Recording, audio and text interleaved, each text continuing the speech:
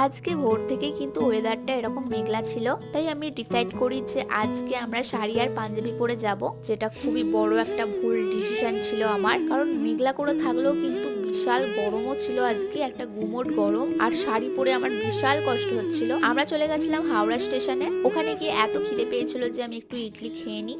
আমার এমনিতেই pressure low, না খেয়ে গেলে যদি অজ্ঞান হয়ে পড়ে যাই রাস্তায়, তাই সৌরভ আমাকে জোর করে খাইয়ে দেয়। এখন আমরা আছি ট্রেনে, জানলার ধারে বসলেও হাওয়াটা কিন্তু আমার অপোজিটে যারা বসেছিল তাদের গায়ে বেশি লাগছিল। আর পুরো ট্রেনে সৌরভ এরকম ঘুমিয়ে ঘুমিয়ে যায়, যেখানে আমারও খুব ঘুম পাচ্ছিল, বাট আমি ঘুমাতে পারছিলাম না, টেনশনে ঘুম আসছিল না আমার। আর ট্রেনের মধ্যে না নেটওয়ার্কেরও প্রচুর প্রবলেম হচ্ছিল, তাই ফোনও ঘাটতে পারছিলাম না। শেষমেশ আমার এত বিরক্ত লাগছিল যে আমি সৌরভকে তুলে বলি যে চল একটু গেটের সামনে গিয়ে দাঁড়াই। আর ফাইনালি 2-3 ঘন্টা জার্নি করার পর কিন্তু আমরা পৌঁছে যাই আমাদের গন্তব্য স্টেশনে। গন্তব্যই হয়তো ঠিক বললাম নাকি ভুল, কমেন্ট করে কিন্তু জানিও।